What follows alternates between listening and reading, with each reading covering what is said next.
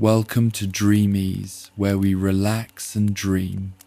Tonight we journey to the world of Dune. If you enjoy this journey, please like, subscribe, and leave a comment below. Let's get cozy and relax as we dream our way into the world of Dune. The sands of Arrakis, Dune. In a universe, thousands of years after mankind turned thinking over to machines, only to be enslaved by those with machines, the Butlerian Jihad violently expunged all thinking machines from the Imperium. The chief commandment remains, "Thou shalt not make a machine in the likeness of a human mind." This event meant humanity had to rely on itself for computing needs, leading to the rise of mentats, human computers with abilities surpassing ancient thinking machines, highly useful in logistical operations. Their abilities can be increased by the substance Sappho, though it is addictive. The Bene Gesserit Sisterhood and the Spacing Guild, whose prescient powers granted by spice melange allow instantaneous space travel, also came to prominence during this time. A galactic feudal empire arose after the Butlerian Jihad, lasting for many thousands of years. At the start of the story, the human race is scattered across the galaxy, populating many planets ruled by aristocratic great houses loyal to the imperial house Corrino. Emperor Shaddam Corrino IV sits on the imperial throne.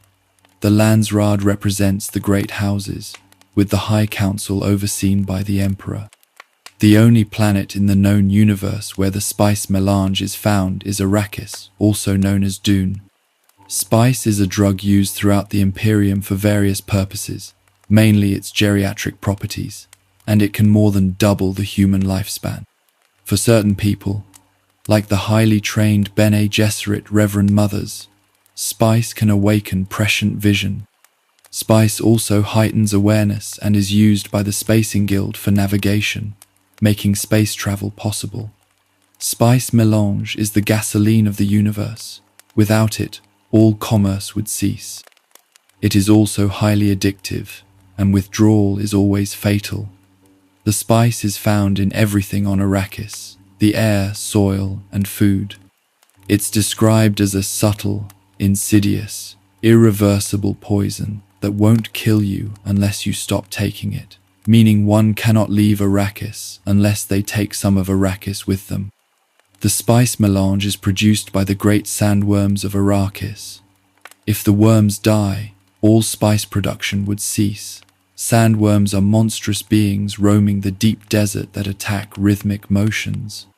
The Bene Gesserit are an essentially superhuman, all-female order active for thousands of years, honing their abilities through selective breeding.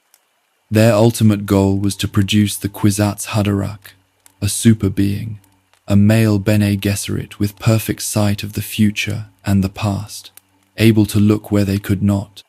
Before the events of Dune, the fiefdom of Arrakis rested with the Baron Vladimir Harkonnen, the sworn enemy of Duke Leto Atreides of the planet Caladan. Emperor Shaddam IV felt threatened by the Atreides' influence and power, devising a plan to rid himself of House Atreides, using the Harkonnen-Atreides feud as cover. The Harkonnens were known for their cruelty, slavery, murder, and torture, led by the sadistic, obese, and genius Baron Vladimir Harkonnen, who used suspensors to move. The Baron was recognized for his remarkable insight into people, demonstrated by his nephews Glossu Rabban and Fade Routher, and his twisted mentat Peter de Vries. The Emperor handed over the fiefdom of Arrakis to House Atreides, including Duke Leto, his concubine, the Bene Gesserit Lady Jessica, and their son Paul Atreides, as well as their many servants, specialists, and teachers. Lady Jessica was trained in the Bene Gesserit way by Reverend Mother Gaius Helen Mohiam. The sisterhood used their influence to ensure Jessica was chosen as Leto's concubine, as the Atreides bloodline had genes important to them. Jessica's orders were to bear only daughters to Duke Leto, as they believed this daughter, breeding with a Harkonnen son, would produce their Kwisatz Haderach, uniting the two houses. However, Jessica was insubordinate and bore a son, Paul, instead. Love for Leto grew so strong that she disobeyed direct orders, betraying a general understanding within the sisterhood that they were beyond love because love clouded reason and diverted sisters from duties. Despite their fury, the sisterhood adapted, seeing Paul as a potential Kwisatz Haderach. Accompanying House Atreides to Arrakis were notable personnel: Swords Master Duncan Idaho, War Master Gurney Halleck, Mentat and Master of Assassins Thufir Hawat, and Suk Dr. Wellington Yue. The Suk school is devoted to finding cures, widely considered superior, and through imperial conditioning, its students are rendered incapable of inflicting harm. Before leaving Caladan, Reverend Mother Mohiam tested Paul with the Gom Jabbar, a metasite poison needle used to test humanity. The device was held against the neck to deter backing out. The test involved great physical suffering, checking if a person could control their body and mind to override instinct for the sake of awareness and consciousness, distinguishing them from animals. It was a test of awareness and human will, but also a way for Mohiam to gather information and create a profile on Paul, who was raised outside their control. Paul withstood more pain than any female child before, passing the test and proving he was human. Mohiam then told Paul of the Kwisatz Haderach and that previous men tested for the role had died. She also hinted at terrible things befalling House Atreides on Arrakis, suggesting the Duke would not survive. Upon arrival on Arrakis, House Atreides resided in the former Harkonnen home, full of traps. Thufir Hawat located and disarmed most, but a hunter-seeker attacked Paul, nearly killing him. Paul, using his skills, destroyed the device, saving a Fremen housekeeper, Mapes. Mapes revealed a traitor was in their midst. Leto was furious about the attempt on Paul's life. A scrap of a letter under Baron Harkonnen's seal was found, suggesting Aile will never suspect, and the blow would fall from a beloved hand, implying Jessica. Leto did not truly believe Jessica was the traitor, knowing the letter was a ploy, but Thufir Hawat mistrusted her. Duncan Idaho, drunkenly, also revealed his suspicion of Jessica to Hawat. Jessica tried to convince Hawat his suspicion was illogical, suggesting the Harkonnens planted it. When he didn't listen, she used her Bene Gesserit power of voice on him, forcing him to obey her command to sit, demonstrating the real training they received and her ability to destroy anyone in her reach. Instead of being convinced, Hawat was more disturbed, seeing Jessica as more dangerous. The true traitor was Dr. Yu, who was imperial conditioned against doing harm. Baron Harkonnen held Yu's wife, Wanna, trained by the Bene Gesserit, captive, threatening her with torture and death unless Yue complied. Yue became the first instance of imperial conditioning being broken. He could avoid Jessica's truth-sensing abilities due to skills learned from Wanna. Under cover of night, House Harkonnen launched a devastating attack with the help of the Emperor's Sardaukar soldiers disguised as Harkonnens. Yue disabled the protective shields. Leto, Jessica, and Paul were sedated. Yue replaced one of Leto's teeth with a capsule of poison gas, encouraging the Duke to kill the Baron, knowing he would die too.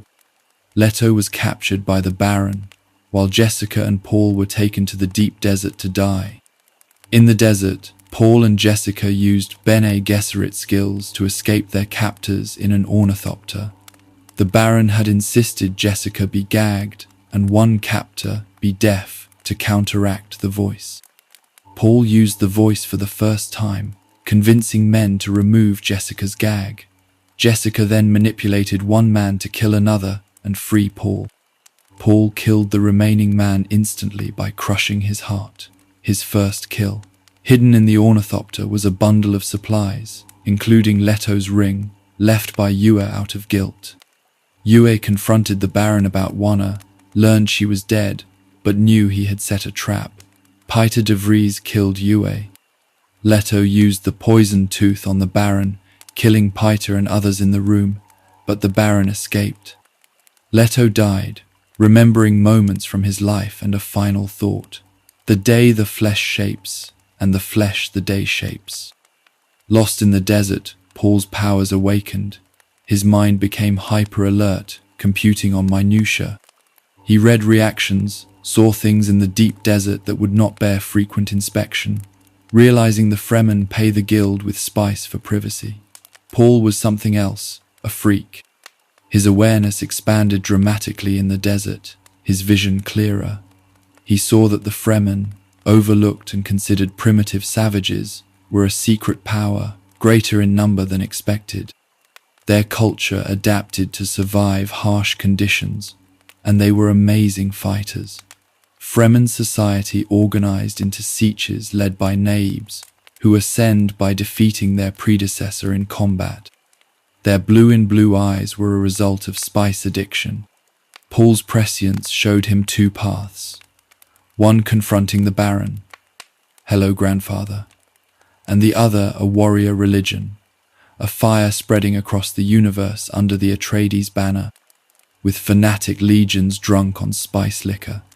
He saw a jihad in his name, spreading death across the galaxy, which he was powerless to stop, his terrible purpose that haunted him. He saw the race's need to renew inheritance, cross, mingle bloodlines via jihad. He felt he couldn't choose that way, but saw his father's skull shrine and violence. Paul and Jessica encountered the Fremen of the Sietch Tabr. Naib Stilgar, impressed by Jessica's weirding way, Bene Gesserit martial arts, agreed to allow them in if they taught the Fremen the weirding way. Jessica used her knowledge of the Missionaria Protectiva, seeding superstition, to manipulate the Fremen, fulfilling their legends of a prescient son of a Bene Gesserit woman, the Lisan al-Gaib, the voice from the outer world who would lead them to freedom, the Mahdi. This legend, being reserved for the harshest environments, indicated how horrible conditions on Dune were. Over 2 years, Paul amassed power, respect, and influence, becoming a spiritual, religious leader, muaddib, and military leader, training the deadly Fadakin death commandos. The Emperor and Harkonnens assumed Paul and Jessica were dead. Chani, a Fremen woman, became Paul's concubine and bore him a son, Leto I, named for Paul's father. Jessica became a Sayadina, rogue Reverend Mother. During the spice agony, she absorbed a dying Reverend Mother's consciousness and unblocked her genetic memory. While pregnant with Leto's daughter, Aliyah, Jessica's spice consumption during the agony unlocked Aliyah's genetic memory, making her a Reverend Mother too. Aliyah was pre-born, having access to ancestral memories from conception. To the Bene Gesserit, such a child was an abomination, unexpected and feared, born with all maternal genetic bloodline memories in one mind. Abominations were seen as terrifying due to the risk of possession by ancestral egos, and were usually killed. Aliyah's strangeness frightened the Fremen. Paul, tormented by the inevitability of the jihad, attempted to avoid it, but saw that victory would cost countless lives. He learned of the plan to terraform Dune, guided by Kynes, imperial planetologist, secretly Fremen, and took Kynes' place as spiritual, military leader after his death. Paul's final Fremen test was riding a sandworm, a ritual that blocked his prescience for that moment. He survived, mounting a maker over half a league long.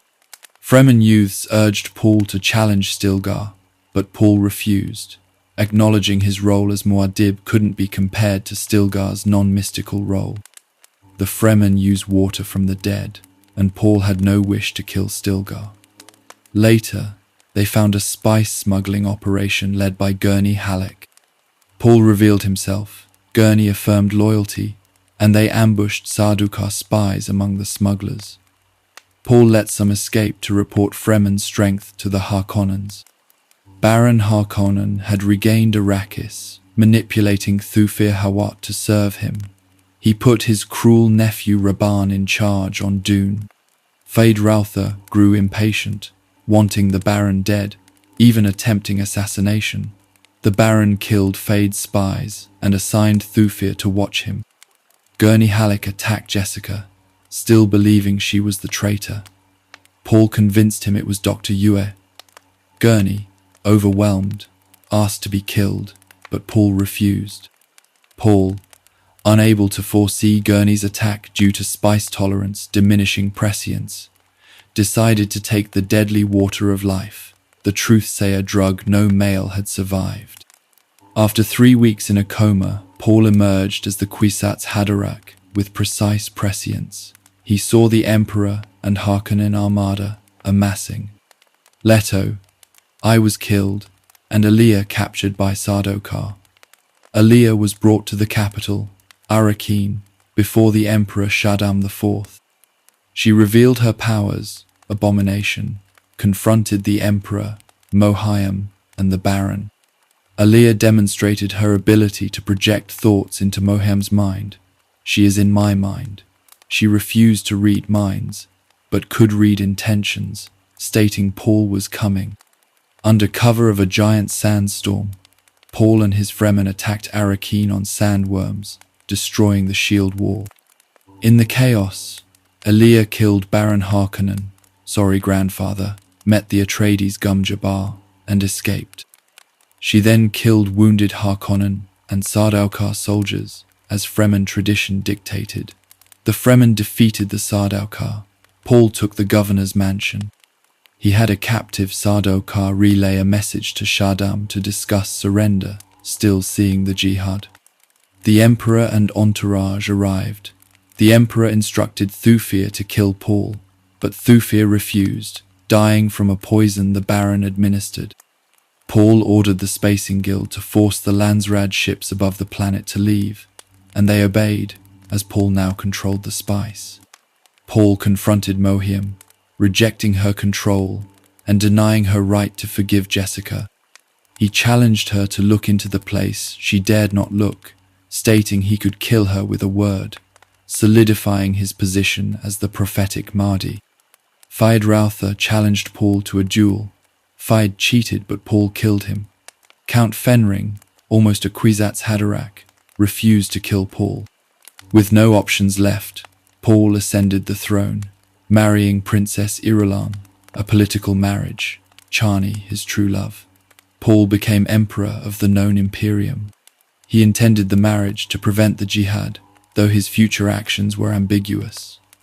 The novel ended abruptly, leaving many questions unanswered, but showing how quickly the status quo changed.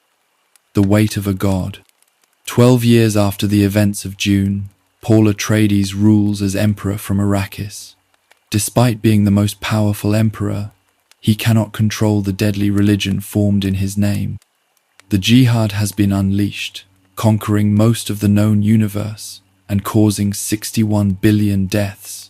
Paul is tormented by this, though his visions showed it was still not the worst possible outcome for humanity.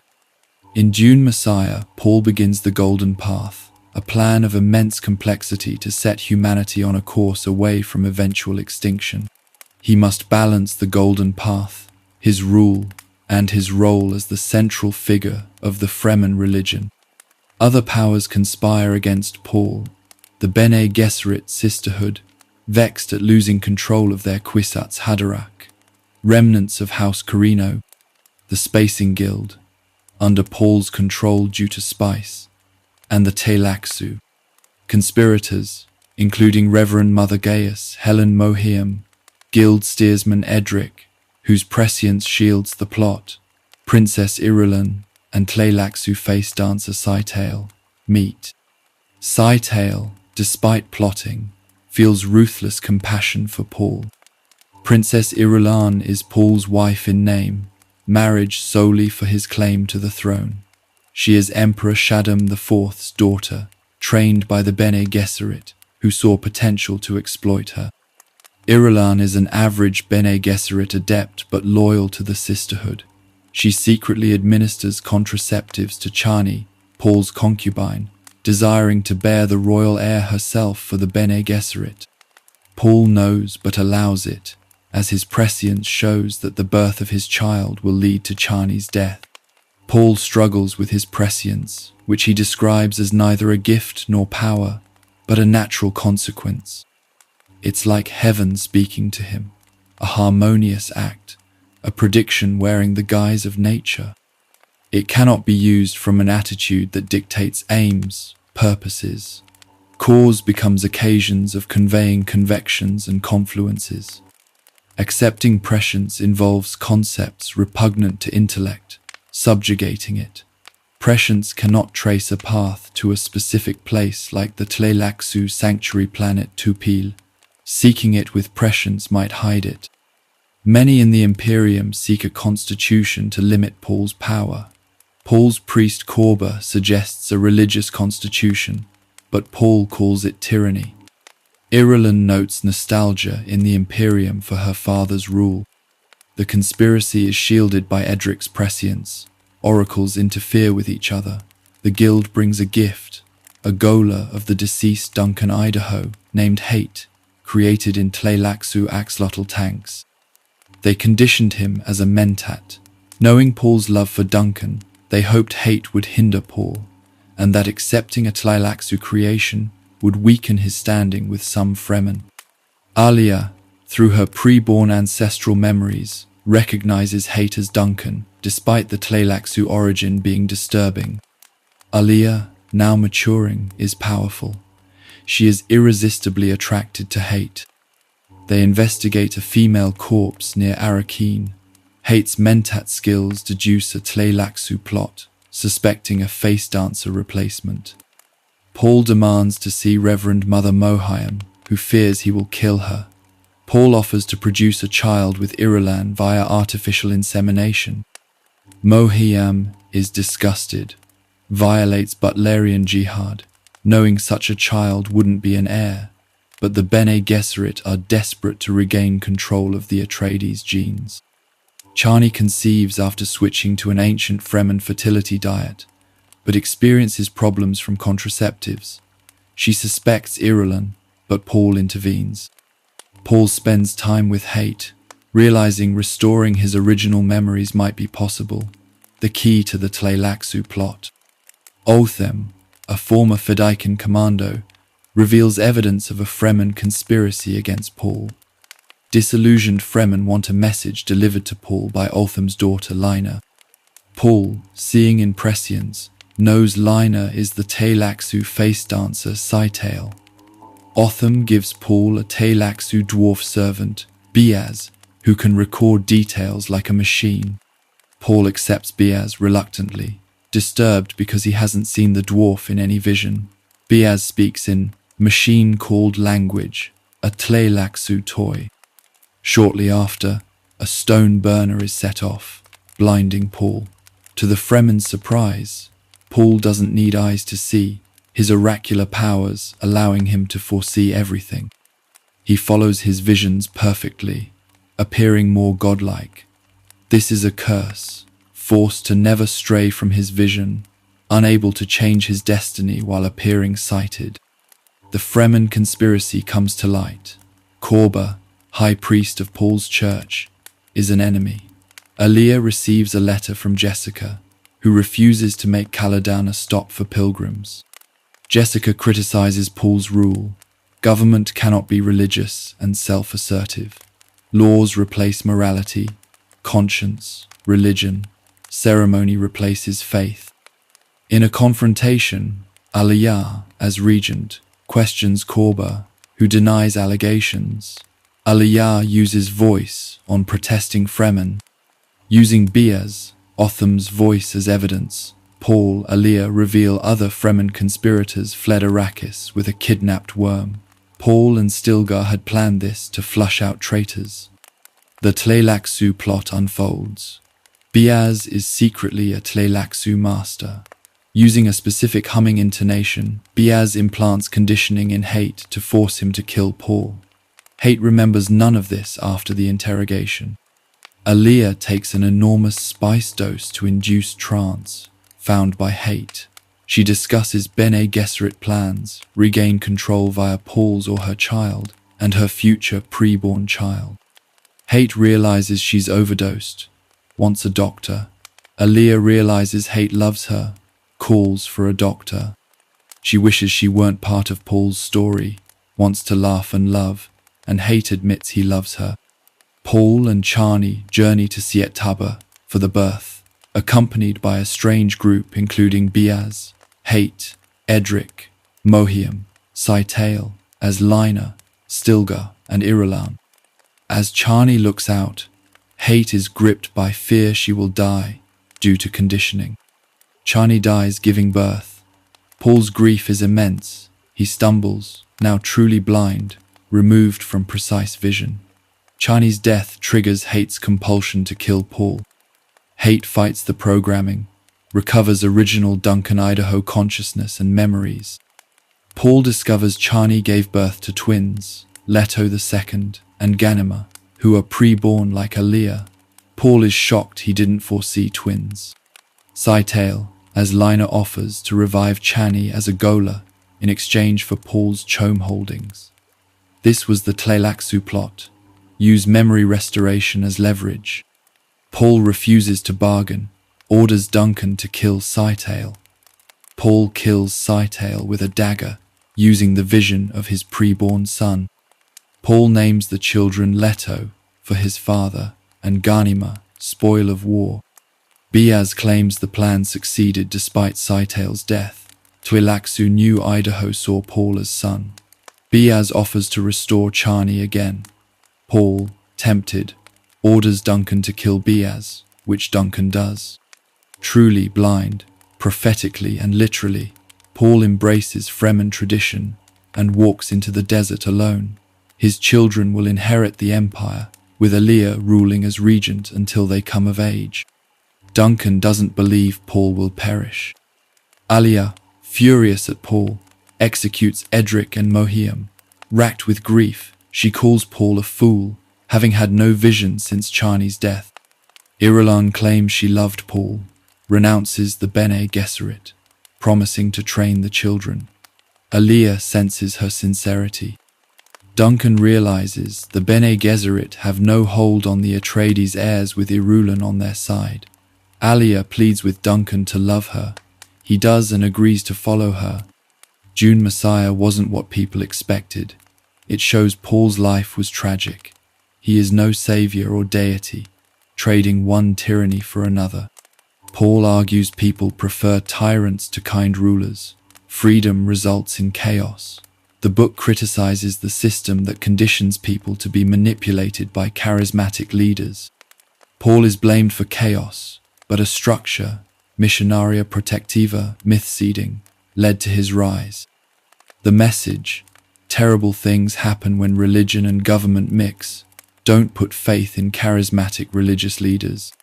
The book sets up Children of Dune, with the pre-born twins Leto II and Ganima, future rulers. Leto will continue the golden path Paul abandoned, maneuvering fate beyond Paul. Muad'Dib's teachings, balanced life, evolving mind, become playground for scholastics, superstitious, corrupt, the abomination, and the worm. 9 years after Dune Messiah, the empire is ruled by Aaliyah Atreides as regent for Paul's twins, Leto II and Ganima, until they come of age. The twins are unlike any children before them, their minds millennia old due to a perfect combination of genes and Chani's heavy spice consumption. They are pre-born, forced into consciousness with all their ancestors' memories. Though Aaliyah was also pre-born, she lacks their fluid connection to past lives and mastery of ancient languages. Aaliyah has undergone the spice trance, resulting in the unimaginable. She is possessed, abomination, by her grandfather, the Baron Vladimir Harkonnen, whose ego memory seeks revenge against House Atreides. The Baron is a constant shadow in her mind, watching through her eyes. The twins recognize this, pity Aaliyah, but fear succumbing to possession themselves. In the decades since Dune Messiah, Arrakis has changed drastically. Ecological transformation has brought clouds and occasional rain. Many Fremen now use pills instead of still suits, and have left sieges for villages, cities. Fremen culture has eroded. Stilgar has noticed this change and changed himself, realizing Paul Muad'Dib was human, not a messiah. Wiser, he longs for the cleaner values of a simpler time when he could believe without question. The Lady Jessica returns to Arrakis for the first time in 20 years. Alia is anxious, fearing Jessica's Bene Gesserit power will recognize the signs of abomination. Jessica's return also shakes the power balance. As the mother of Muad'Dib, Alia is bitter towards the Sisterhood and Jessica, blaming them for her state. The Sisterhood wanted a daughter for their breeding program, but Jessica bore a son, leaving Alia to be born pre-born and addicted to spice. Now the Sisterhood fears Alia. Alia realizes the transformation will kill the worms and end spice production, a fate her inner Baron desires. Jessica, upon arriving, immediately notices the numerous pilgrims on Arrakis. She also notices Irulan and Alia using forbidden Bene Gesserit anti-aging techniques, manipulation of internal chemistry, an affront to the Sisterhood who feared backlash from a spice-dependent universe. More terribly, Jessica instantly recognizes abomination in Alia, knowing her daughter is her enemy. A mysterious blind man, the Preacher, has appeared on Arrakis, speaking blasphemy against the church and government. Some believe him to be Paul Atreides. Alia and the twins consider this possibility, and Alia wants him arrested for heresy. The Preacher gives sermons speaking against the religion of Muad'Dib. Far away on Salusa Secundus, Princess Wensisha Corino, Irulan's sister, plots to assassinate the twins using laser tigers, genetically manipulated cats controllable by transmitter. Wensisha wants her son Faradin to be emperor.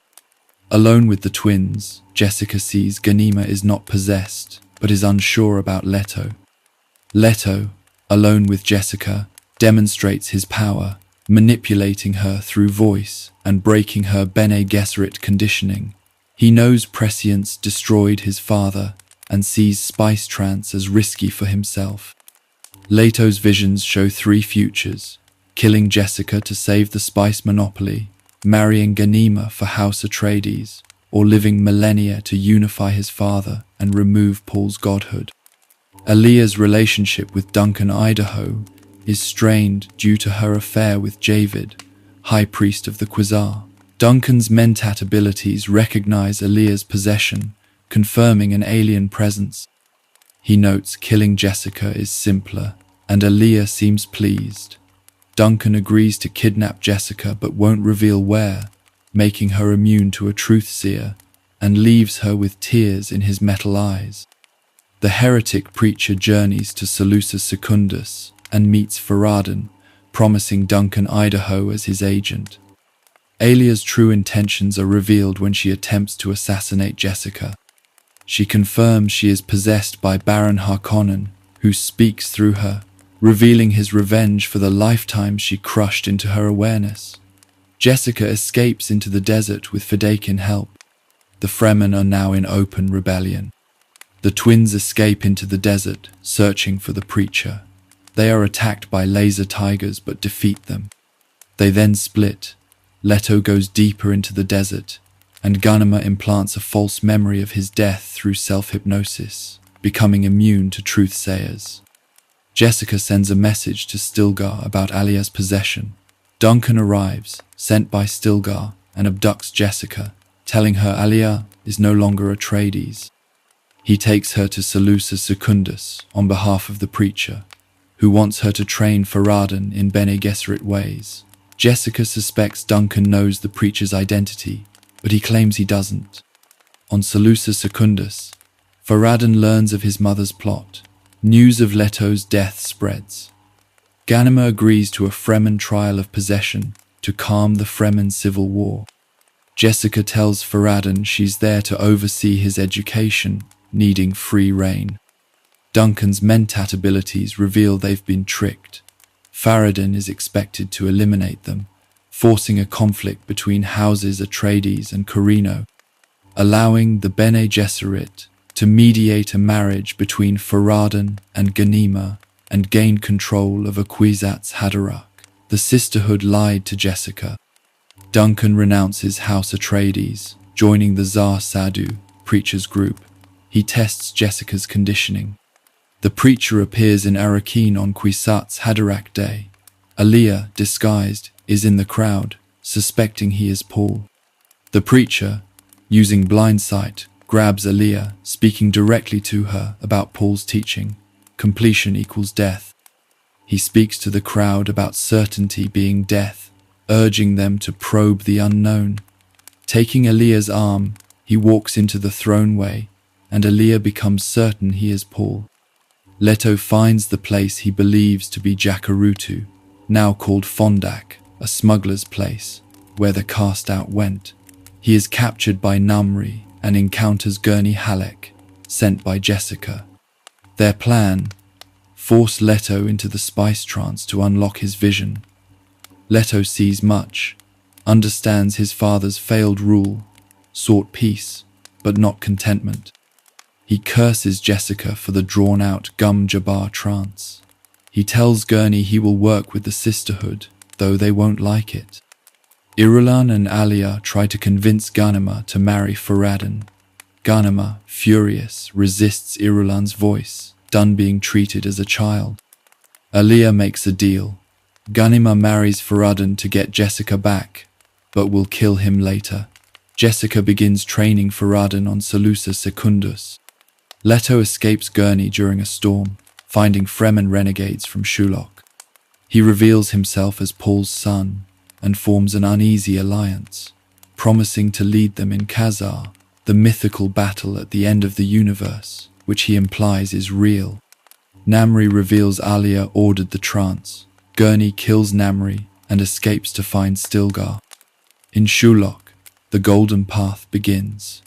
Leto goes to a canali, allows sand trout to cover his body, forming a living, permanent, still suit.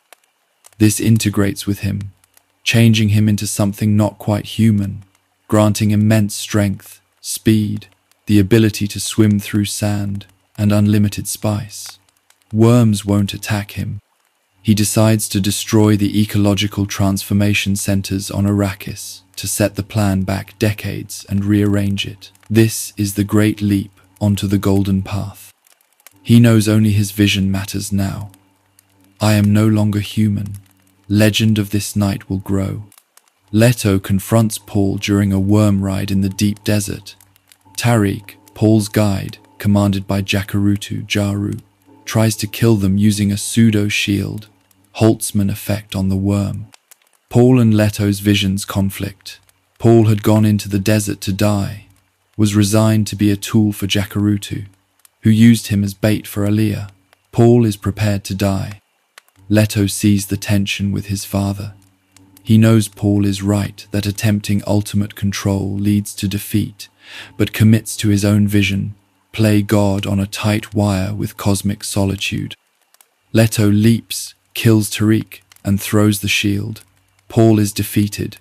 Leto locked humanity into his vision. They cannot leave it.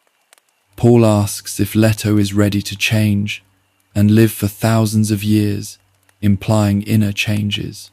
Leto speaks of his metamorphosis. He will give humanity thousands of peaceful years, dormancy and stagnation with controlled violence, a lesson they will never forget. Paul rejects this, but concedes it is Leto's universe now. Muad'Dib must be destroyed. Only the preacher can survive to do Leto's bidding. Alia begins showing physical signs of possession. Her flesh changes. She becomes deranged. Duncan Idaho, now on Arrakis, tries to convince Stilgar of Alia's possession, but Stilgar is unsure. At Siet Taba, Duncan murders Javid, Alia's lover, defiling the Sietch. Duncan provokes Stilgar with deadly insults, calls him a slave of a demon, abomination, water thief, greatest Fremen crime, implies he's sterile. Stilgar, enraged, kills Duncan with his knife, only realizing afterwards it was Duncan's intent. Duncan's death forces Stilgar to flee Alia, who planned to kill Duncan anyway, taking Ganima, Irulan, his wives, and others into the desert. Alia's grief continues, feeling split in half. In the desert, rumors spread of a desert demon, Leto, destroying Canali. Leto is worshipped by the Shulok cast out, having demonstrated his power, breached Shulok knot, hurled stones, decapitated with bare hands, demon voice, fire, knives won't harm. Farad'n and Jessica arrive on Arrakis. Alia captures Stilgar's party, including Ganima. Leto brings the preacher to Arrakeen. As Farad'n, Jessica, Alia, and Stilgar watch, the preacher gives a sermon, calls Alia blasphemy, and her priests kill him. A voice from the mob shouts Muad'Dib. Alia realizes it was Paul, her son, predicting consequences when it's confirmed. Leto bursts into Alia's chambers, holding Ganima.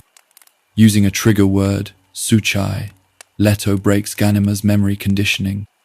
Ganima conquers her past, gaining a gate to her memories without fear of possession, seeing her mother Chani as a guardian. Alia commands guards, but they refuse to approach Leto due to his power. Leto easily deals with Alia, and her inner lives surface, revealing her possession. The Baron speaks through her, recognized by Leto and Ganima. Ganima hears the Baron, but her gate seals, seeing Chani instead. Leto gives Alia a choice, trial of possession or the window. The Baron rages through her, then the little girl Alia pleads, then back to the Baron commanding. Alia pulls herself through the broken window. In one instant of awareness, she is herself, overcoming possession, killing the Baron for the second time, and falls to her death. Leto has made a great sacrifice. His sand, trout skin can never be shed. He is no longer human, and metamorphosis will destroy him in 4,000 years. His pain is great due to the memory of human life. He takes over the Bene Gesserit breeding program. Since he can't continue the Atreides bloodline, he does so through Ganima and Farad'n, secretly making Farad'n the true father of Ganima's children. All for the Golden Path, he will prepare humanity for Khazar, saving them while they call him tyrant, leading them through the cult of death. His empire will fall, Khazar is yet to come, and humanity will remember being alive. The great worms will be gone in 100 years. The guild will nearly perish but persist. Leto returns to the sands, the worms return, and mankind arises from Khazar's ashes. Leto renames Farad'n Hakluz, breaking of the habit, and commands his Sardaukar to mingle with the Fremen. Leto reveals to Hakluz that he is possessed, abomination, by Haram, a man who liked short-lived, superstitious humans, easily led by a god king. Leto believes Haram's people's survival became habitual. He critiques the Bene Gesserit breeding program for failing by trying to control evolution while overlooking their own changes. Farad'n refuses to father an Atreides dynasty under Leto's control. Leto says, Farad'n will occupy the throne, mold descendants, creating an intensive, inclusive training program, an ecosystem miniature, producing knowledgeable rulers. Farad'n calls him a madman who will shatter the empire. Leto, not a man, will create a new consciousness. He mentions a secret place below the desert with the greatest treasure spice stockpiles rising when the monopoly fades. Humans will learn instinct. Leto will bring thousands of years of peace, stagnation, then Khazar, new powers, tension of death. Farad'n resists. Leto chose him for this. Leto stands alone, carrying mankind's weight. Ganima says one had to accept the agony, and he was stronger. Children of Dune completes the first trilogy, beginning Leto's long-term plan. It shows Alia's tragic downfall to possession.